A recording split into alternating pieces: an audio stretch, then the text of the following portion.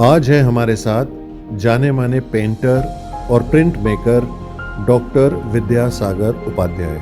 National award और all India award से सम्मानित डॉक्टर उपाध्याय ने national academy of fine arts Nai Delhi में एग्जीक्यूटिव बोर्ड मेंबर के तौर पर अपनी सेवाएं दी।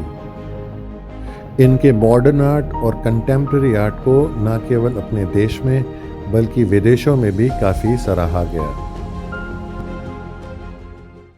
Sir, pep talk with Rahul Sood में आपका बहुत बहुत स्वागत है। धन्यवाद राहुल जी, मुझे ये मौका दिया। निश्चित रूप से ये मेरे लिए सौभाग्य की बात है। आपकी शुरुआत एक बहुत ही छोटे से गांव से हुई। आज आप जिस मुकाम पे हैं, अगर आप रेट्रोस्पेक्ट में इस चीज़ को जब देखते हैं तो आपके मन में क्या विचार आते हैं? मुझे मेरे गांव से, जो बहुत ही रूरल बेल्ट है, ट्राइबल बेल्ट है, ख़ासतौर से बांसवाड़ा के एक छोटा सा गांव है परतापुर, जहां से मैंने अपना बचपन पूरा गुजारा है और हाई स्कूल तक की स्कूलिंग भी मैंने वहीं से की है। और वो गांव जो अन्य गांव होते हैं वागड़ प्रदेश के, वैसा ही एक गांव है, पर उसके सराउंडिंग बहुत खूबसूरत है। और पास में मंदिर हैं, गांव में ही 3-4 बड़े मंदिर हैं, अच्छा सा माहौल है। और वो माहौल आज भी मैं देखता हूँ तो मुझे वो बचपन याद आता है, जहाँ से मैंने उन गलियों में, उन सड़कों पे जो है वो मैंने क्या क्या खेल किए हैं, कहाँ कहाँ किस तरह से मैं अपना बचपन गुजारा है। और इस बीच में मेरी आर्ट कहाँ आ गई, निश्चित रूप से मेरे लिए कई बार सोचने की स्थिति है कि मैंने ये अचानक ही ये जो, जहाँ मेरे ना परिवार में कोई था, ना किसी ने आर्ट किया, ना कोई ऐसा माहौल था। हाँ, स्कूल में जैसे ड्राइंग पढ़ते हैं, सभी बच्चे को पढ़ाई होती है, वैसे ही मैंने ड्राइंग किया। पर हाँ, मेरा इंटरेस्ट थोड़ा ज़्यादा था, तो मेरे जो ड्राइंग टीचर थे वो थोड़ा मुझे और एनकरेज करते थे, और उसका मुझे रिजल्ट दिखता था कि मैंने आज ये बना लिया, आज मैंने ये किया, आज मैंने पेस्टल में काम किया, आज मैंने ड्राइंग में काम किया, या आज मैंने ये लैंडस्केप बना लिया। ये सारी चीज़ें जो हैं वो बचपन में जो होती थी, वो आज मुझे लगता है कि वही मेरी शुरुआत है। वहीं से मेरी पहली पाठशाला शुरू हुई है आर्ट की। और जो माहौल है, उस माहौल ने मुझे बहुत कुछ दिया है। तो किस उम्र की बात है सर ये मैं 16 साल तक की उम्र की बात कर रहा हूँ। मतलब 16 साल में आपको ऐसा लगने लगा कि आप आर्ट में? बिल्कुल, मैं ये कर सकता हूँ। ये मैंने मेरे हाई स्कूल में वन ऑफ द सब्जेक्ट के रूप में भी लिया। मैंने ग्रेजुएशन में भी एक सब्जेक्ट जो है वो इम्पोर्टेंट सब्जेक्ट है, और बहुत ज़्यादा टाइम में उसी में रहता था। नॉर्मली एक छोटे से गांव से जब अपन निकलते हैं तो ना तो आर्ट के प्रति उस जमाने में, आज भी नहीं है, बट उस जमाने में तो बिल्कुल भी नहीं रहा होगा जी। तो फिर आपने कैसे सोचा कि मैं इसको एज ए करियर लूंगा? मेरा रेगुलर मुंबई जाना होता था। मुंबई मेरे फादर जॉब करते थे, रेलवे में थे। मेरा सौभाग्य था कि फादर जहाँ जॉब कर रहे थे उसके सामने ही जेजे स्कूल ऑफ आर्ट था। अरे वाह। फादर मुझे जो है वो जहांगीर आर्ट गैलरी या पंडोल आर्ट गैलरी, बॉम्बे की जो फेमस गैलरीज थी, या म्यूजियम, नेशनल वहाँ बॉम्बे का म्यूजियम जो प्रिंस ऑफ वेल्स म्यूजियम, वो सब दिखाते थे। और उन्होंने मेरी रुचि जो वहाँ बैठता था उनके जो आर्ट करते थे उनके बीच में, तो वो मैं कुछ करता रहता था, तो वो उनको लगा कि ये कुछ कर सकता है। पहला कीड़ा तो वहीं से शुरू हुआ। ये क्या स्ट्रगल आपने फेस करी सर यहाँ तक पहुँचने के लिए? मैं एक बहुत साधारण परिवार का व्यक्ति हूँ। मेरे फादर रेलवे में बहुत बड़ी जॉब नहीं करते थे, छोटी सी जॉब करते थे। मेरे परिवार में और कोई कमाने वाला नहीं था, तो पहली आशा उनकी मैं ही था। तो मैं जब पढ़ाई कर रहा था, तो इस बीच में कई तरह से लोगों ने जो है वो फादर को भी कहा, मदर से भी कहते थे कि ये क्यों, कहाँ फालतू में क्यों ज़्यादा पढ़ा रहे हो, इसको ये नौकरी मिल रही है, उसको इसकी नौकरी करवा दो। उस समय जॉब इतनी ज़्यादा मुश्किल हुआ नहीं करती थी, थोड़े से प्रयास में मिल जाया करती थी, तो इसको ये करवा दो। क्यों? वो जब मैंने आर्ट लिया तो और भी मुश्किल हो गया, ये भूखा मरेगा, ये कहते थे। और मैंने भी उसको चैलेंज के रूप में लिया कि नहीं, अब तो मुझे करना है तो आर्ट ही करना है, और आर्ट से ही मैं कुछ करके दिखाऊंगा। और वो चैलेंज जो है वो आज तक भी मैं लिए हुआ हूँ, और आज भी मैंने बहुत कुछ नहीं किया है, बहुत कुछ करने की इच्छा रखता हूँ। तो स्ट्रगल पीरियड में कई तरह की समस्याएं आई। मेरा अपना परिवार था, फिर मेरी जल्दी शादी हो गई, क्योंकि परिवार में सबसे बड़ा मैं था, तो जल्दी शादी हो गई। 18 साल की उम्र में मेरी शादी हो गई, और परिवार की रिस्पॉन्सिबिलिटीज मेरी आई। तो मैं जैसे ही मैंने मास्टर डिग्री किया, तो उसके बाद में तुरंत मुझे जॉब करना पड़ा। और मैंने जॉब किया तो जॉब में भी जो है वो 185 रुपया मुझे मिलता था। उदयपुर में मैं रहता था, मेरे परिवार के साथ रहता था, और उसमें भी मैं 100 रुपये या 110 रुपये तो मैं किराए के दे देता था। तो बाकी कैसे मैं परिवार को चलाऊंगा? फिर मैं अपने आर्ट करना उसके साथ साथ बहुत एक हिम्मत का काम होता है कि आप पैसे नहीं है, सबसे पहले जो है वो परिवार चलाओगे या आर्ट करोगे, आर्ट के मटेरियल लोगे या क्या करोगे। तो मैं जो है वो उन सारी चीज़ों के बीच में कुछ जद्दोजहद चलता था, कुछ वो प्रयास करता था। जैसे मैंने इलेक्शन आए तो बैनर बना दिए, कोई दिवाली आई तो उसके ग्रीटिंग कार्ड्स हम वो कर रहे हैं, किसी के यहाँ शादी है तो उसके डेकोरेशन के लिए हम चले जाते थे। तो ये सारी चीज़ें जो हैं वो मुझे जो है वो कुछ नया करने के लिए, कुछ अलग करने के लिए, बहुत कुछ करने के लिए प्रेरित करती रहती थी। मास्टर डिग्री में एडमिशन लिया तो मुझे स्टेट अवार्ड मिला, और स्टेट अवार्ड के साथ ही मेरी जर्नी एक तरह से एज एन आर्टिस्ट शुरू हो गई। वो 68 की बात कर रहा हूँ। तो 68 में मुझे पहला स्टेट अवार्ड मिला, और इसके बाद में तो मेरे अवार्ड्स की एक लाइन लगी, तो 7-8 स्टेट अवार्ड मिले, ऑल इंडिया अवार्ड मिले, और अभी भी स्ट्रगल जारी है। कलाकार का स्ट्रगल कभी ख़त्म नहीं होता है। ये हर कलाकार के साथ कितना ही बड़ा हो, कुछ हो, क्योंकि उसको अपना आर्टिस्ट जिंदा रखना होता है, और उस आर्टिस्ट को जिंदा रखने के लिए या उस आर्टिस्ट को जो है वो नई नई खुराक देने के लिए जो है वो उसको हमेशा काम करते ही रहना पड़ता है, काम के बारे में सोचते ही रहना पड़ता है, और काम को आगे ले जाने के लिए उसको प्रयास करने ही पड़ते हैं। क्रिएटिविटी के अंदर कोई थंब रूल नहीं होता कि हम ऐसा करेंगे तो ऐसा होगा। तो जो यंगस्टर्स हैं उनको आप क्या कहना चाहते हैं कि अपनी ओरिजिनल स्टाइल बनाएं या एक किसी पर्टिकुलर स्कूल को फॉलो करें? मैंने 39 इयर्स आर्ट पढ़ाया है, स्कूल में भी पढ़ाया है और आर्ट कॉलेज में भी पढ़ाया है। मैं ये ज़रूर कह सकता हूँ कि एक आर्ट इंस्टीट्यूशन कभी भी आर्टिस्ट नहीं बना सकता। आर्ट इंस्टीट्यूशंस उसको लैंग्वेज से वाकिफ़ कर सकता है, उसके अंदर के कलाकार को जगा सकता है, उसको बेसिक डिसिप्लिन से जोड़ सकता है, पर वो आर्टिस्ट नहीं बना सकता। आर्टिस्ट बनने के लिए हर स्टूडेंट को अपने अंदर का आर्टिस्ट जगाना होता है।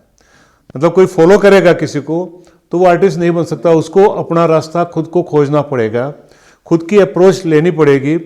मैं ये नहीं कहता कि कोई एक स्टाइल में काम करे, मैं ये कहता हूँ कि कोई उसके अपनी अप्रोच में काम करे। जिस तरह से ऊपर वाले ने उसको एक अलग अंदाज में बनाया है, वैसे ही वो अपने आर्ट को भी रखेगा, और अगर वो अंदर दिल में अंदर झांकेगा तो निश्चित रूप से उसको बहुत सारी चीज़ें उसके अंदर मिलेगी, और उसमें से वो जो सिलेक्शन जो करेगा और जो चीज़ बाहर आती रहेगी वही उसकी आर्ट की जर्नी होगी, और वही उसकी पहचान होगी, और वही आने वाले समय में उसका आधार होगी।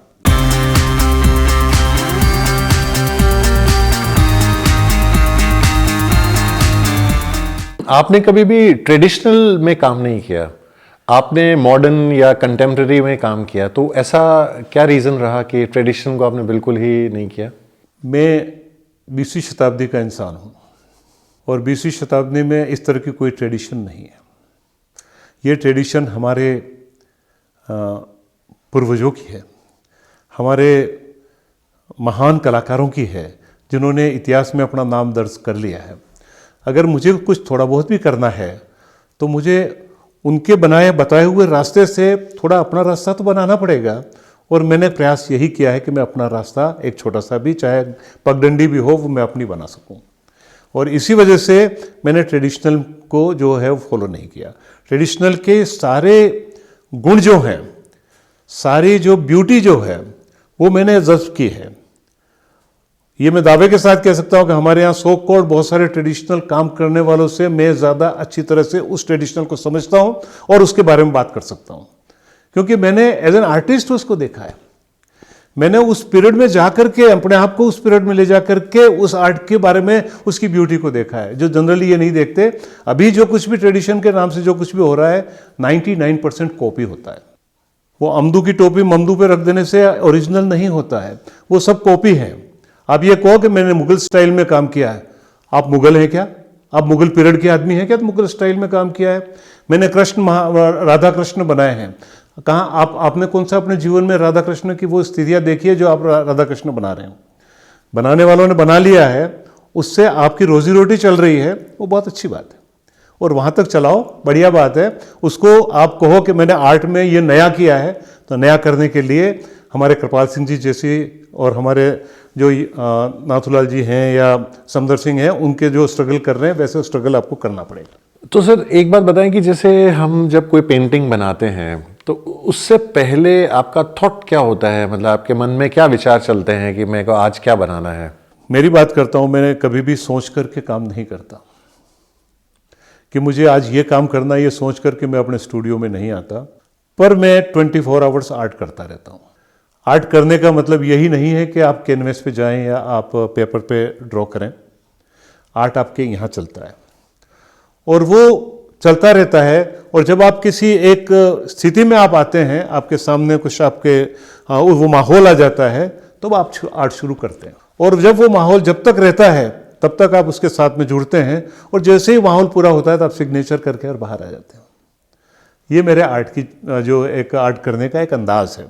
तो कभी मेरा पर्टिकुलर, जैसे एक समय था जब मैं ब्लैक एंड वाइट करता था तो केवल ब्लैक कलर को ही मैं आदर्श मानता था, तो दूसरे कलर की ज़रूरत ही नहीं पड़ती थी।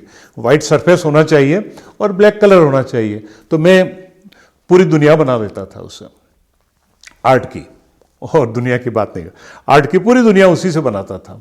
पर धीरे धीरे जब मैंने बहुत सारे कलर्स को भी लेना शुरू किया, तो किसी भी कलर से मैं अपनी जर्नी स्टार्ट कर सकता हूँ उस कैनवस की, और किसी भी समय पे मैं उसको फिनिश कर सकता हूँ। तो वो कलाकार की अपनी निजी बात है, वो कहाँ से शुरू कर रहा है, उसके पीछे क्या थॉट प्रोसेस है, और कब शुरू कर रहा है और कब खत्म करेगा। कई कैनवास ऐसे हैं जो अधूरे हैं, तो मैं 5 साल बाद में वापस उठाता हूँ और उसको वहीं से शुरू करता हूँ फिर मैं। पर वो कैनवास मुझे बुलाता है तब मैं जाता हूँ।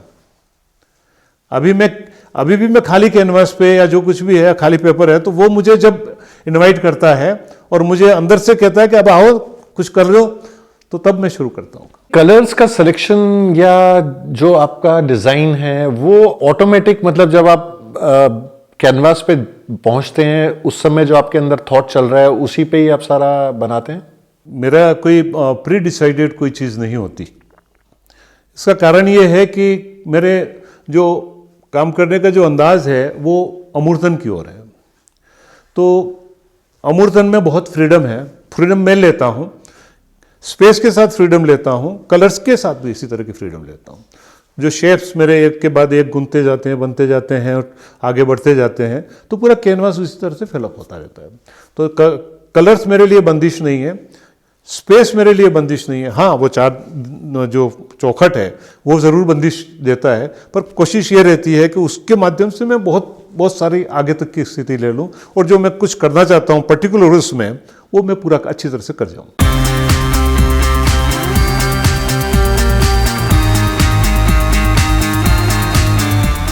एक जैसे पब्लिक के पॉइंट ऑफ व्यू से मैं एक सवाल पूछना चाह रहा था कि ये जो एक मॉडर्न आर्ट या कंटेम्प्रेरी जिसे हम कहते हैं, तो इनमें एक तो फ़र्क क्या होता है सर बेसिक, और दूसरा ये है कि इसका जजमेंट कैसे होता है?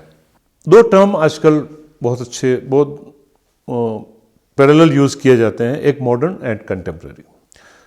वैसे तो मॉडर्न का एक पीरियड था और 20वीं सेंचुरी के एक पीरियड में जो है वो मॉडर्न हुआ है, तब कंटेम्प्रेरी शब्द हम सेकेंडरी इस्तेमाल करते थे, आज मेन कंटेम्प्रेरी कहा जाता है। तो कंटेम्प्रेरी बियॉन्ड मॉडर्न जो हमारे जितने इज्म हुए हैं, जितने वादों में हम चले हैं, चाहे फॉविज्म है, क्यूबिज्म है, ऑर्फिज्म है, मेटाफिजिकल आर्ट है, या इस तरह के जो भी वो मूवमेंट थे, उस मूवमेंट के बाद में जो चीज़ स्टार्ट हुई है वो कंटेम्प्रेरी है, जिसमें कंटेंट को बहुत महत्व दिया जाता है, जिसमें थॉट प्रोसेस को बहुत महत्व दिया जाता है, जिसमें बियॉन्ड कैनवास बात की जाती है, जिसमें मल्टी डायमेंशनल अप्रोच की जाती है, वो सब कंटेम्प्रेरी है। तो आज पेंटिंग के साथ स्कल्पचर हो रहे हैं, डांस हो रहा है, म्यूज़िक हो रहा है, लाइट का इफेक्ट्स दिया जा रहा है, और उसके साथ में नरेशन भी है। तो वो कंटेम्प्रेरी अप्रोचेस हैं, इंस्टॉलेशंस आए हैं और आर्ट परफॉर्मेंसेस आए हैं, ये सब कंटेम्प्रेरी अप्रोचेस हैं। और इसका जजमेंट, जैसे हर इंसान का अपना एक विजन होता है किसी भी चीज़ को देखने का, तो वो जो जजमेंट होता है, जिन्होंने, जैसे आपको इतने सालों का एक्सपीरियंस हो गया, तो आप शायद जज कर सकते हैं उस चीज़ को, लेकिन हम लोग एज अ लेमैन उसको जब देखते हैं तो हमें लगता है कि इसको कैसे देखा जाए। हाँ, थोड़ा आज के समय में और पहले वाले समय में फ़र्क यही है कि आज जितने आर्टिस्ट हैं, इतनी अप्रोचेस हैं, इतने स्टाइल्स हैं, इतने थॉट प्रोसेस हैं, तो बहुत वेरिएशन आया है, बहुत सारे अंदाज में आर्ट किया जा रहा है, तो थोड़ा डिफ़िकल्ट होता है। पर कुछ चीज़ें बेसिक हैं। आर्ट विजुअल लैंग्वेज है, तो विजुअली हम इतने डिसिप्लिन हो जाते हैं, या हम इतने ट्रेंड हो जाते हैं, डिसिप्लिन तो चलो बाद की बात है, पर इतने ट्रेंड हो जाते हैं हम कि जो है वो उस आर्ट को, उस आर्ट वर्क को हम जज्ब करते हैं, एंजॉय करते हैं, उसके उस तक जाने की कोशिश करते हैं। और आर्ट की एक दूसरी स्थिति ये है कि एक और एक दो नहीं होते हैं यहाँ, इतने डेफिनेट चीज़ हमारे यहाँ है ही नहीं। आप और हम एक ही चीज़ की अगर व्याख्या करने शुरू करेंगे तो बिल्कुल डिफरेंट हो सकती है, एक भी हो सकती है, अलग भी हो सकती है। और क्योंकि हम दोनों को वो फ्रीडम मिली है कि उस आर्ट के थ्रू कि हम वो कर सकते हैं, तो वो थोड़ा डिफिकल्ट है। तो जजमेंट की जहाँ तक बात है, मैं जजमेंट से ज़्यादा एंजॉय करने की बात कहता हूँ। आर्ट जजमेंट करने की बात नहीं है, आर्ट एंजॉय करने की बात। तो सर, सोशल मीडिया के आने के बाद पिछले 20 सालों में आपको क्या लगता है कि पेंटिंग में या इस फील्ड में क्या परिवर्तन आया है, या लोगों के विचारों में क्या परिवर्तन आया है? परिवर्तन तो यह आया कि लोग शॉर्टकट लेते हैं। पिछले दिनों मुझे एक सज्जन मिले, उनके अपने बच्चे को लेके आए और वो उन्होंने मेरे से कहा कि सर इसको आर्ट में इंटरेस्ट है, ये आर्टिस्ट है। मैंने कहा बहुत अच्छी बात है, आर्टिस्ट है तो इसको कहाँ एडमिशन। पहली बात मैंने कहा कि जब आर्टिस्ट है तो एडमिशन की क्या ज़रूरत है, आप वैसे ही उसको वो करिए, जैसा मैं अक्सर कह देता हूँ। तो फिर उन्होंने कहा कि सर इसका भविष्य क्या है। मैंने कहा बिजू देख रहे हो ना वही भविष्य है। तो इसका पैकेज क्या होता है, ये उनका प्रश्न था बाद में। जैसे आजकल होता है मैनेजमेंट में या और टेक्निकल साइट्स में जो है पैकेज दिया जाता है। मैंने कहा आर्ट में कोई पैकेज नहीं है, जीवन के अंतिम समय तक उसको संघर्ष करना है। पर हाँ, वो अगर उसमें मादा है तो वो लाइमलाइट में हमेशा रहेगा, सोसाइटी उसको सलाम करती रहेगी और वो अपना एक मुकाम बनाएगा। तो स्थितियाँ आज जो है वो पैकेज की आ गई है। तो सोशल मीडिया ने हमें कुछ अजीब व गरीब स्थिति में हमारी जनरेशन को वो इसमें डाला है। वो देखते हैं जो परोसा जाता है उसी को आर्ट समझते हैं, जबकि आर्ट उसके बाद में हो रहा है, या उसको आर्ट नहीं कहा जा रहा है, ये उनको समझ में बहुत देर से आता है। अच्छा इंस्टीट्यूशन, अच्छा गुरु होना और खुद को अच्छा बनाना बहुत मुश्किल काम है, और वही आज की आवश्यकता है। एक सर लास्ट में मैं ये जानना चाहता हूँ कि मतलब मैं ये आपसे चाहता हूँ कि एक यूथ जो हमारा आज ये प्रोग्राम देख रहा है, उसको आप क्या पेप टॉक देना चाहते हैं, क्या एक मोटिवेशनल बात कहना चाहते हैं जिससे जो लोग इस लाइन में आना चाहते हैं उनको एक मोटिवेशन मिले उस बात से? अच्छी बात है। सबसे पहले तो यंगर जनरेशन को ये महसूस करना पड़ेगा कि उन्हें इस फील्ड में आना है और इस फील्ड की क्या ब्यूटी है। अगर वो ये समझ जाएगा कि इसमें ये चीज़ें हैं और ये हमें करना है, तो उसको फिर आज के आर्टिस्टों के जो एस्टेब्लिश्ड आर्टिस्ट हैं उसकी स्थिति के साथ में भी जीना पड़ेगा। आज जी रहा, आज और कल जीना है उसको, और आने वाले 25 साल 40 साल तक उस अपनी जर्नी करनी है। तो आपको आज जो स्थितियां हैं वहाँ से शुरू करना पड़ेगा। ये नहीं कि आप आज से 50 साल पहले जो कुछ हुआ है वहाँ से शुरू करें। तो सबसे पहली आवश्यकता ये है कि एक कंटेम्प्रेरी आर्टिस्ट को कंटेम्प्रेरी जीवन जीना चाहिए, कंटेम्प्रेरी सोच रखना चाहिए, कंटेम्प्रेरी आर्ट वर्ल्ड के साथ में अपना जुड़ाव रखना चाहिए और अपने आप को कहीं किसी स्तर पे छोटा नहीं मानना चाहिए। और जितना हो सके उसने जो स्ट्रगल करके उतने अपनी स्थिति को आगे बढ़ा करके अपनी लैंग्वेज को डेवलप करना चाहिए।